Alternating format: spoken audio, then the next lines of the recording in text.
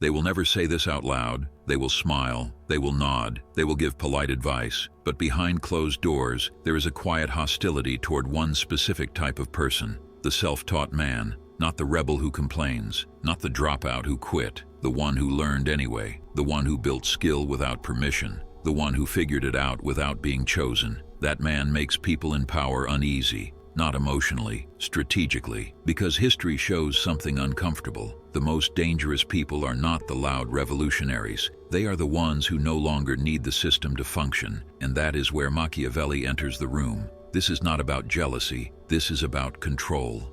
From the moment organized power existed, elites built systems to decide who gets access to knowledge, status, and influence. Priests controlled scripture, nobles controlled land, universities controlled education, corporations controlled credentials, not because knowledge is rare, but because control is. A self-taught person breaks that spell. He learns in the shadows. He studies without applause. He experiments where no one is watching. He fails quietly, improves quietly, then appears suddenly, and power hates surprises. Machiavelli wrote that rulers fear two men above all others: the insider who grows too ambitious, and the outsider who grows too capable. The outsider is worse, because you can bargain with insiders, you can threaten them, you can remind them who opened the door, but the self-made outsider does not owe anyone his rise, and a man who owes nothing cannot be commanded easily. The elite prefer predictable minds, people who follow steps, people who wait their turn, people who ask what is allowed before acting, because predictable people are manageable.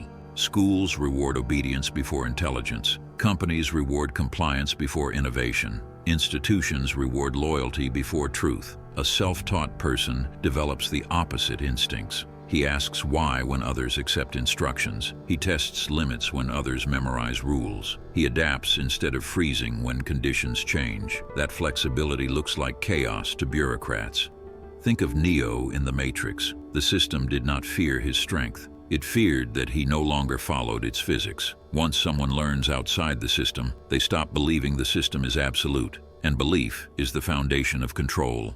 This is why gatekeeping exists. Degrees, certifications, panels, committees, titles. On the surface, they look like standards. In practice, they are filters, not to protect quality, but to decide who is official. When someone bypasses those filters and still performs at a high level, it exposes an uncomfortable truth. The fence was never about competence. It was about ownership. Gatekeepers are not angry because the self-taught man lacks credentials. They are angry because he proves credentials were not required, and that threatens the status hierarchy. Machiavelli warned that power structures survive by shaping perception, not by force. In the modern world, elites rarely crush threats openly. They discredit them quietly. They question credibility. They demand validation. They frame independence as irresponsibility. You see it every day. A self-taught coder builds better software than a certified team.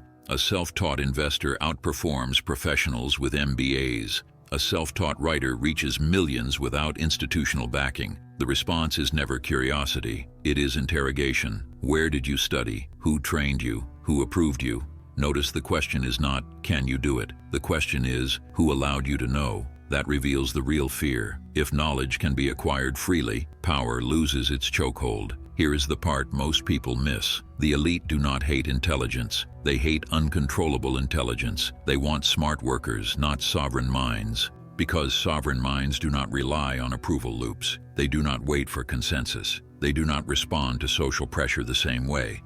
They think in terms of outcomes, not optics. This is why self-taught people thrive during chaos. When systems shake, titles lose value. When plans collapse, adaptability becomes king. In a crisis, the credentialed wait for direction. The self-taught move. He is used to uncertainty. He built himself without a manual. He learned by breaking things and fixing them. Pressure does not scare him. Pressure trained him. History proves this pattern again and again.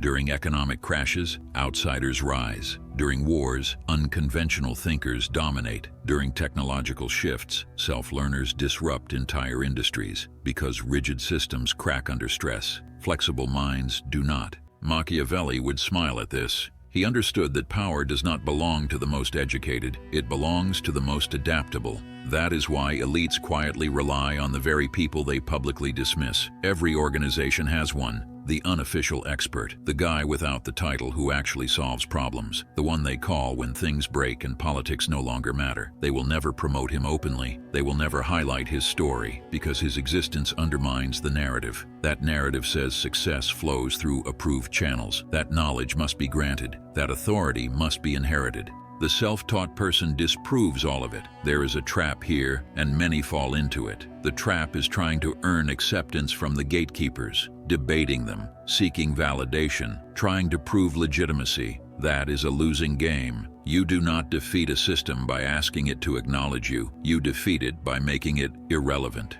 Machiavelli would never advise you to argue with authority. He would advise you to outgrow it. Power does not respect explanations. It respects results. Build skill in silence. Let outcomes speak. Force recognition through competence, not permission.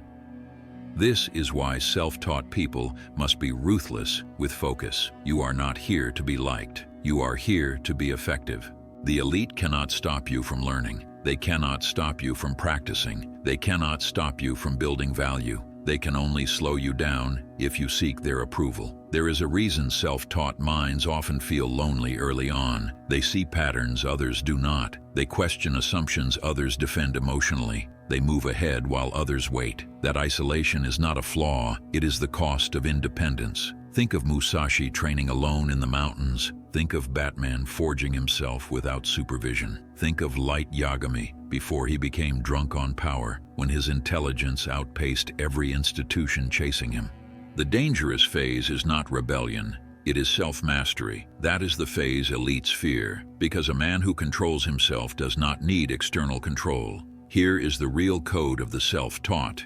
Learn aggressively, practice relentlessly, detach emotionally from approval, measure progress by results, not recognition. Build competence that speaks louder than credentials. Develop intuition through experience, not theory alone. Stay adaptable, stay curious, stay sharp. Machiavelli would tell you this plainly. Power fears those it cannot predict, and nothing is harder to predict than a man who built himself outside the script.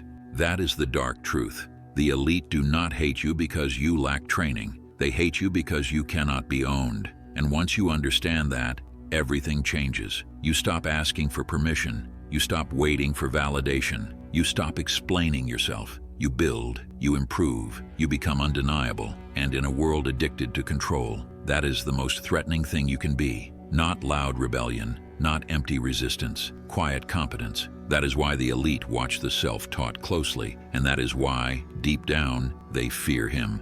Thank you for watching. If you want more raw, uncut wisdom, join my free newsletter. And if you want to see more videos, make sure you hit the like and subscribe button. I'll see you in the next one.